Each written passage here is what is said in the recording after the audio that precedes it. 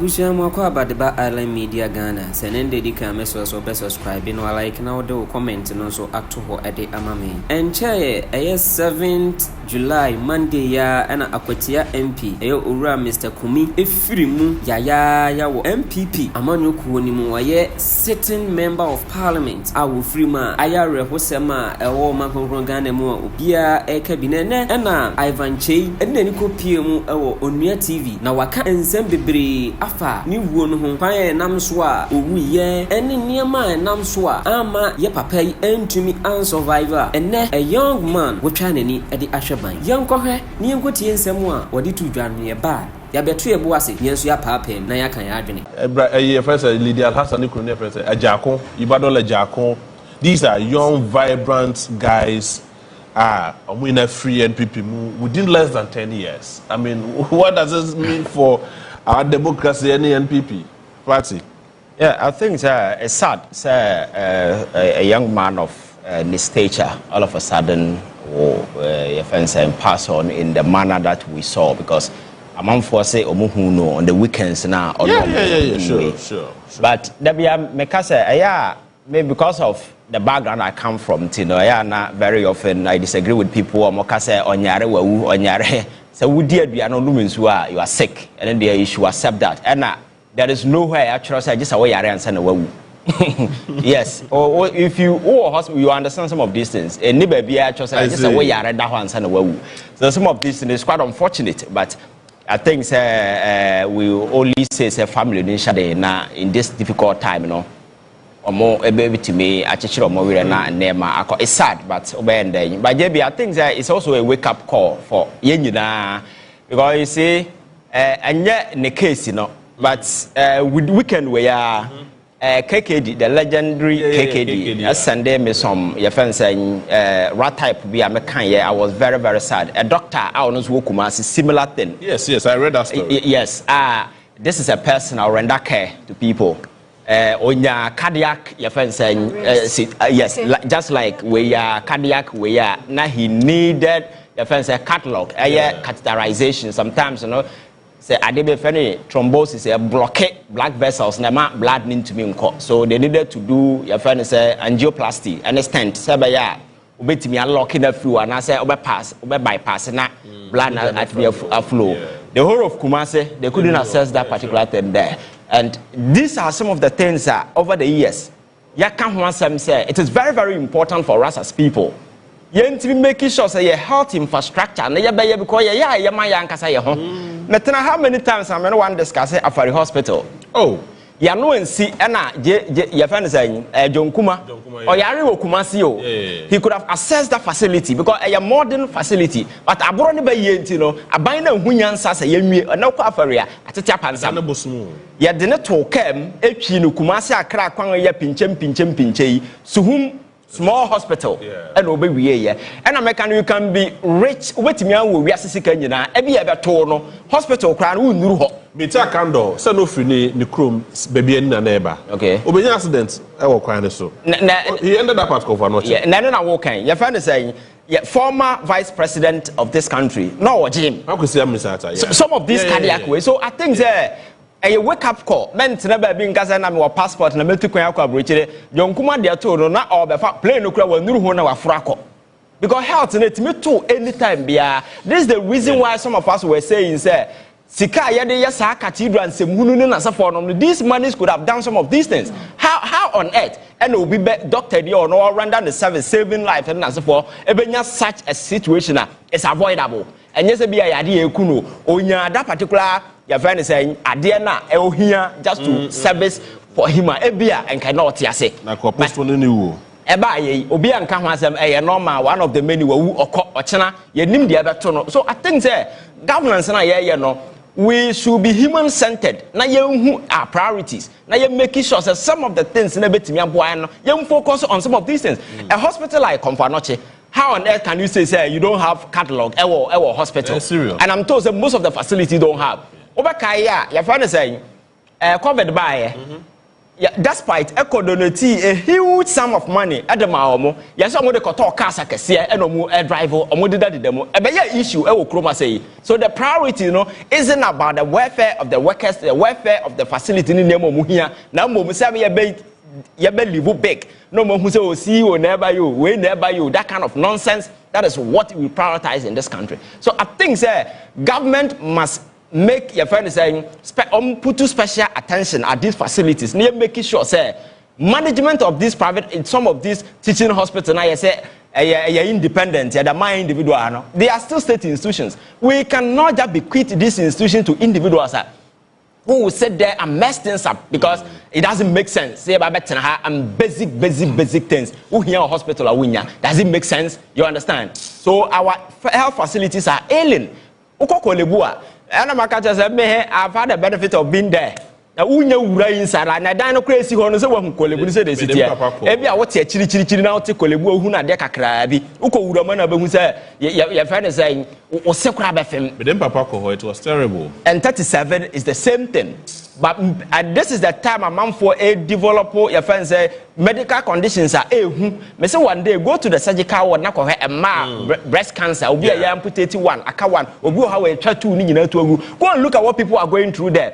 But the health needs, we are not meeting them. You understand? So I think we need to make conscious efforts, invest in health, because anyone can be a candidate at a hospital, or you can be a patient anytime. It could be through accident, it could be through cardiac arrest, it could be through anything. You understand? So I think as a country, some of these, because of knee-jerk reaction, I say, who say you sooner, this week we will call radio sooner, but in Yansade,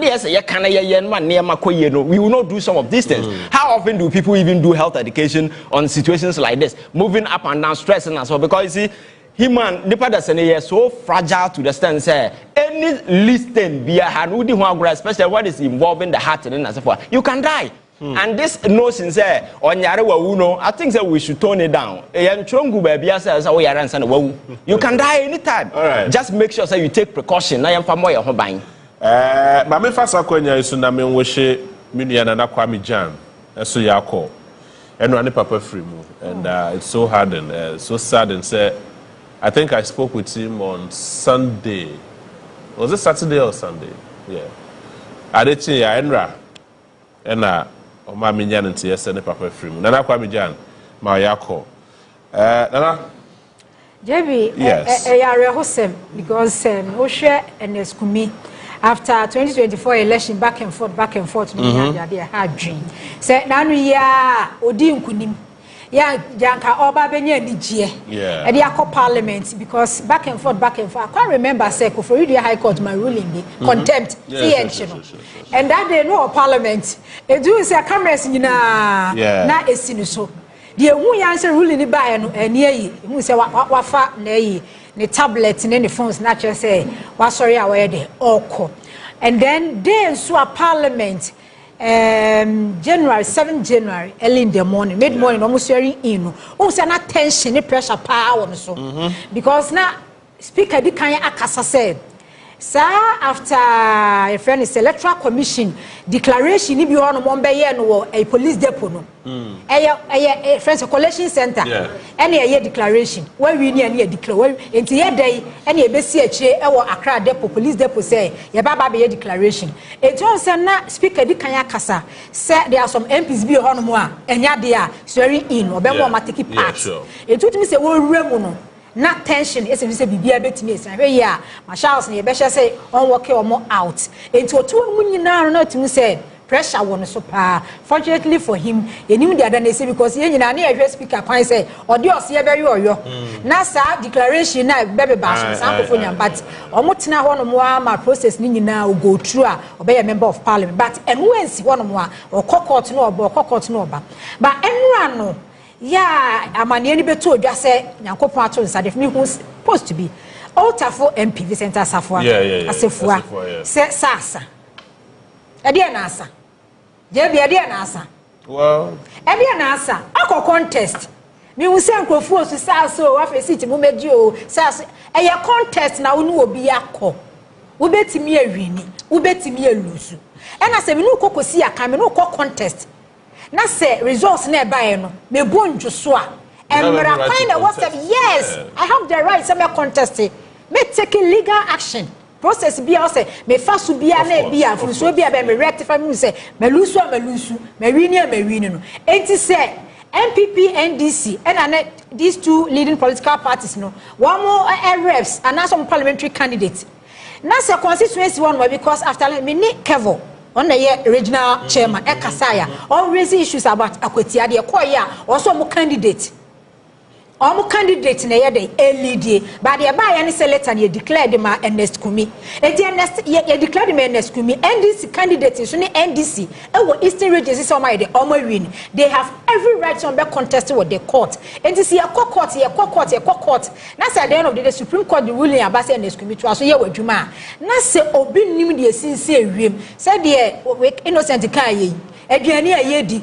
ensu ayenom unnecessary stress pressure ni mu fertilizer ni mu de ade na sa kwantifi nyakopo ato nsafre na as a member of parliament sasa hwan na aye obi bibi se wu su sasa hwan na aye obi bibi so and then some member of parliament bi nyakopo ato inside the friend no a say na menu eti an ma wo kan fast na say because say we see enya sympathy vote enu nti de ye che ye ne yere no madam relax ukunu 40 years and I do the suomu ya wone ne da ho ana wote wo so prepare bibi me chest makoma utu Cathedral hospital Leicester hospital enie yi ye declare say why dey wawu na politicians ba so say dey na seat ni ebetimi afiyensa because 2024 kra no say nya bibi kra ka seat ntino we dey because of sympathy vote Ghana for na say constituency for no ebehu mobo Ghana for dey do mani kira ni sabi obi kunu ato na oba be pre the baby etiko madam relax Tobo and my politicians ain't take you for granted. Say NPP as political party no.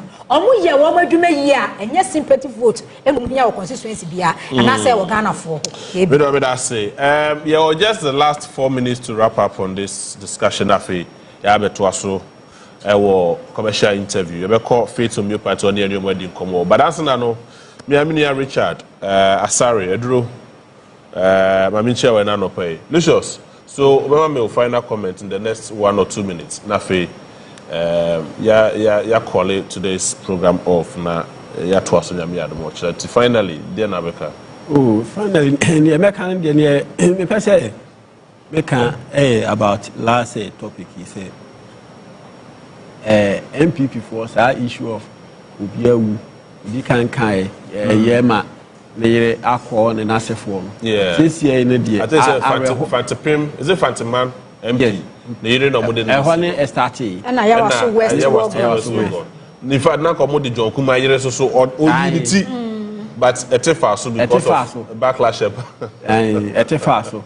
And a good presidency have set it. Yeah. And you know. Areho aba yenhwe eno no kane se wo hwe ayi ntotwe abusia edi agu akwan mu ebia na wotwe dadie ayi no time abebe ya ayi na asefo na nsana se obedwe unfortunately no so krampo no isi so just 21 days so edi yenhye fa by elections and that 21 days no so minji ni se akanman mu na ya di na wotwe ayayi what you see now what should they bet me now what should they bet me well depending on the family bet me aye na what should done ni na but in this contest now what should done probably next week after your month adwene time be ye I think say now what should done this time no and abusia for bebre no bi o habetimi ye say o yemfa nkwa akiri se na be ya amanfo betimi aprepe anka ne de so obi wu na otwe no pepepe na ye di na otwe da betende no na entisa however no say ye na otwe da pepepe no ye bedi anase be any time ben anase time ben ye be ya yi no ye ni kan hwe areho na aba no enkane ansa na yaba bedwen by elections ho aden oba na nko by elections a den ne ba ene ya me no kasa kura de MPP for ope krampa yenye Ghana has seat na yenko by elections still I will be losing and she ben to bad winim 87 kwa hwe nkebi I see. All right, Ivan, the next 1 minute now, you wrap up. Oh, JB, I think, sir, yes, Ghana for your Nico state institutions. So, because my culture said they are the foundations are your democracy in so. So when they begin to show signs of worry, incompetence, and some of these obvious biases, now you as a country, we only endanger our prospect, the prospect of our democracy, because when you had the sub-region here, clearly you see countries are swapping democracy for coup d'etat. And I don't see Togo. Yeah. President no papa tena kunjas for almost 40 good years no. Or no who ye na batena so. Papa no be wunu na constitutional requirement in terms of age you cannot omit because now you needed to be 45 before you be president. But na papa no make sure you so about 35 say ya owu and ban be take over and they did it. The banner rule since 2005 up to and 20 good years in here.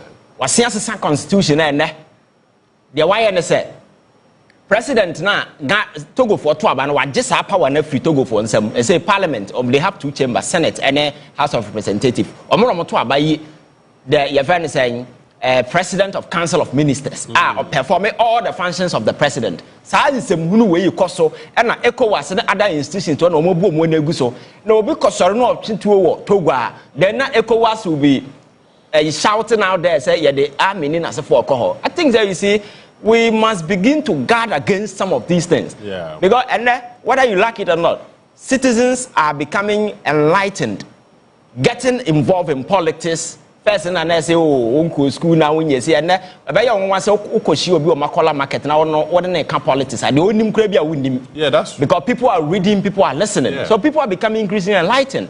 I think we must begin to guard state institutions against some of these inefficiencies where individuals come and they adopt this hostile, belligerent position. So it's a caution. I think the Electoral Commission, sir, Ablekuma issue will resolve here. All of them should resign and go home. Why no? Easy for these jokers, all of them should resign and go home. Just to save Ghanaians that I ever go through another petition. You're fine saying headlines are hold on and as a forum no. Because Ghana for deserve better this time. Because you see rebranded, reset Ghana. That Ghana no must renew hope, bring confidence and engender trust. Sabaya Ghana and you can relate and be proud of Onwankas institutions. But you will not be growing when you have jokers still masquerading these sensitive institutions. Ebasa MYN. But I say, innocent. Another. JB, America Chrome, okay. I got 1 minute. Me trust with the funny me farm and for Electoral Commission there now. Said the doctor Saribos me maybe can say NDC a trade to Ghana's democracy no. After 2020 general election, Electoral Commission be a trade to Ghana's democracy and Ghana's development, Ghana's growth. Electoral Commission headed by Jenna Dukwemensah and as Electoral Commission as a board. Electoral Commission, no, check the leadership. I'm talking about the leadership of Electoral, not the institution. Yeah. Oma be a threat to Ghana's democracy. And you know, sir, Chief Justice process no be no mu no. Oh, they haven't sacked it, but they will sack it. Because the Chief Justice, they are president, and the Electoral Commission chairperson for also the call Chief Justice was CJ. And see, one fast track is our process. No Chief Justice, because they say, she's honest. So I just process be on them. Not Jemensa Saribos Mamusu, the Yan because they see 2020 and say Ghana for no ma woman da on say 2024 election send ye tie bia na kufa na kan da bi dai owu nkwankwa ye gina ho money electoral process no ba ya enka bia nka they see 2020 no e be ye worse than they see 2024 and then even after 2024 no kwa no ene mo ye bia che se omo nsesan untimi sorry prekope nka say wo kwa akoye rerun e wo bra ye gu mra kora wo gina so wo de ye adwuma no ma ba ye threat to Ghana's democracy. And President Mahama process be a would CJ Nemun, Yenentem. Ghana Fonso Amoya Amosin or match and you process. Omono your might be so very resign. So I'm resign as you process it. Yeah. A process, yeah, fast tracking in them because I see you bring sanity. Our state institutions, especially those independent state institutions now. Omuma one way to say political party be honest and now moye niema. Edema political party ne be a bemum penny for no. Now on mining to me fan into my part infra. All right, it's and na yede Ghana sensem no besi. Mamina minia Lucius ase. Lucius, me da ase. Abujamzam akwaba Vamra Ayehu Media Ghana. Share me send message we akwama abanya owo so sisi a eye NDC aban. Yesremo bo amaba no monhwe na ye health facilities no eniema ehia akadia doctors ni be hia e dia science memufo no yare no monhwɛ na mo provide mfama you know say mo de mo visa sabibie ni am betumi ade atu kwan ene se MP bi yare president bi yare vice president bi yare a na ya fly no pa straight no ko UK Canada no ko akwasa no ho yare but yen na ye ne yen timamufo na yen ni sa visa na ekura ma na yen ni sika ye de befa flight ade akwakwa hwe ye ho yare no na yen se yen ye te ha ne yewu all because mo ba ye no ma meye adwuma amfa health facilities no yen doctors are ewo abrochire anazo mo amano ne omo san yare bia na wa ha the doctors are ready to do the work and do it good but because of enyoma omo de beye adwuma no eni ho eninti obi nya heart attack na wawu adeketua bi na nipa na wu wo de obeka say oh me de mo misika yare ne ba metuma fly but ye papa yi yare ne ba ye no owo ni sika ko betuma fly but won tuma anko obi ani baabi a yare ana say bibi be attack wa sa time no we instant response ebia na chew na won tumi anko enti ndc aban sisi a ne ameko na mo woso mesramo mu twa mani emfanhwe ye health facilities anyama ehia ma doctors no ebetumi de ayi adwuma de ya gye ya ntimamufo ne nkwa a ye ho emma asem monhwe na mon provide hospital wa bekokra na bed kura ni ho na nipa de dafon sa dialysis machine no hospital wa bekon na ebi kura ni ho sa dialysis machine ye wo sen kwa na wo Ghana ha ye hospitals akese ye wo Ghana ha ye sen na wo Ghana ha etumi shorte na nkofu wu enti yesre we de ndc aban mi bomu difi se mo na mo so mesre mo muntwa mani mfanhwe ye health facilities wo fi se mo ye ni ya muntu kwan mo yare mo ndu kwan gwa brotism ko sa mo yare mo besa mo yare wa ha ya the main reason ema mo tu kwan se o MPB yare president bi yare vice president bi yare a ye fly no de ne kwa amana no ko hwe ne se akadia ye de be hwe nipa no ebi ni ho enti ye de ne koto no mo bewu your biggest can say hospitals awa omuni akade into we dey esremo enne ye wunua ochina ebetuma ye wo se ne na akoya Akwatia MP a wunnim da wo so wo de eba enti esremo sika munya de ya sebi nyama ehu hia no yamba cause nipa wo nkwa na obetuma ye bibi na uko ye japadie bia na uko ye bifsiwa na se wunni nkwa wo bewu aja ho akọ enti we de yesramo mumma wani nkọ ye health facilities wonom abusuan ade ato manim so ye ma mo hyeden nyame na ne de ma ono ano waje aha ye Ayehu Media Ghana